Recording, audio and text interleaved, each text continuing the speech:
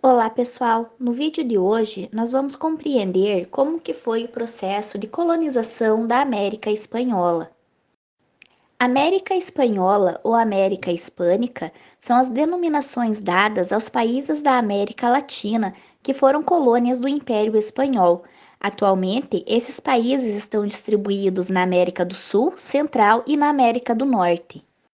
O processo de colonização das Américas se inicia em 1492, com a chegada da esquadra do navegador italiano Cristóvão Colombo. Em busca de uma rota alternativa para as Índias, Colombo desembarca no Caribe. Os limites territoriais que dariam origem à América Espanhola começam a ser traçados 2 anos após a descoberta, em 1494, com a assinatura do Tratado de Tordesilhas. Este acordo previa a divisão de todos os novos territórios descobertos e por descobrir entre os reinos de Portugal e Espanha. Após a conquista, o próprio Colombo foi nomeado governador dos novos territórios, porém, por má gestão, terminou por ser destruído em 1500. Em 1517, exploradores espanhóis terminavam uma guerra contra os muçulmanos na Península Ibérica e voltaram-se para ocupar os territórios descobertos na América. No chamado Novo Mundo, os colonos espanhóis encontraram metais preciosos e esses passaram a ser a base econômica das colônias. Obedecendo ao pacto colonial, toda a riqueza retirada da colônia era enviada para a metrópole. Dessa forma, a colonização espanhola na América se caracterizou pela modificação da estrutura política, econômica e religiosa das sociedades que habitavam naquele território. Os espanhóis introduziram no continente americano uma nova religião, idioma, organização econômica e social. Por sua parte, levaram uma série de produtos desconhecidos para a Europa, como a batata, o milho e o chocolate. Além disso, as fronteiras do mundo conhecido se alargaram e se modificaram para sempre. Sobre a conquista da América, é importante considerar que quase não havia financiamentos da coroa para as expedições. Em geral, eram financiadas por banqueiros interessados no retorno financeiro dessas expedições, caso fossem encontrados metais preciosos. Entretanto, era necessária uma autorização da coroa para que uma expedição fosse realizada. Hoje, sabe-se que inúmeras expedições foram clandestinas. Toda a expedição autorizada pela coroa tinha como obrigação o pagamento do quinto de imposto, a cobrança de um quinto ou 20% de todas as riquezas obtidas. Nas terras que foram consideradas espanholas pela Igreja estavam duas grandes civilizações, astecas e incas.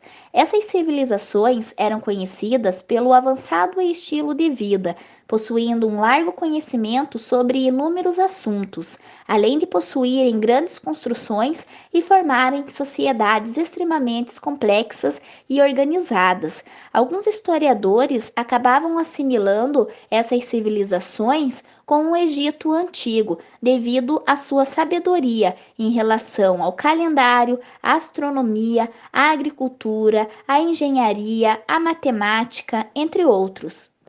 Muitos dos centros urbanos criados pelos chamados povos pré-colombianos, como os maias, incas e astecas, superavam a pretensa sofisticação das modernas e desenvolvidas e civilizadas cidades da Europa.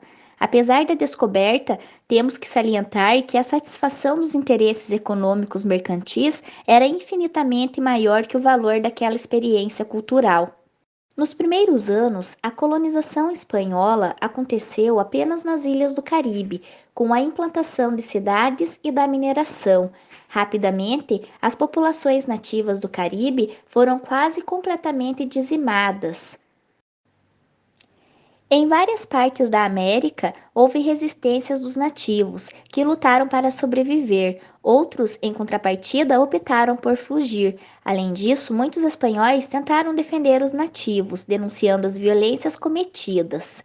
Mesmo assim, a mortalidade foi gigantesca e estima-se que cerca de 80% da população nativa original tenha morrido durante o século da conquista.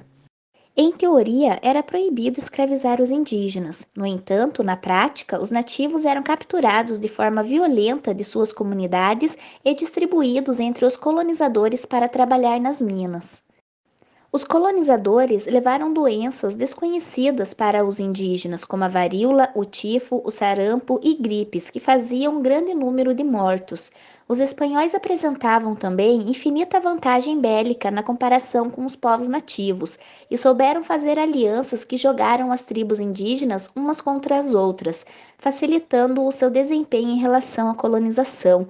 Além de espadas mais robustas e da pólvora, levaram cavalos para o novo continente e passaram a deter intensa vantagem no campo de batalha contra os povos nativos. Desta maneira, os indígenas sucumbiram aos colonizadores e impérios inteiros foram destruídos. A escravidão africana na América Espanhola também não ocorreu de forma homogênea. No Caribe, as populações inteiras foram dizimadas e substituídas pelos negros africanos. Entretanto, na América Andina, se registra o uso dos indígenas e dos negros africanos, de acordo com a tarefa que deveriam desempenhar e o local onde deveriam trabalhar. Os principais conquistadores espanhóis foram Hernán Cortés e Francisco Pizarro. Hernán Cortés se tornou mais conhecido por ser o protagonista das expedições espanholas durante as grandes navegações, ou expansão marítima. Ele foi escolhido pelo governador de Cuba para liderar um grupo de centenas de soldados na conquista da América, principalmente na península de Yucatán. Tinham como missão estabelecer contatos com alguns grupos indígenas para a exploração do continente americano.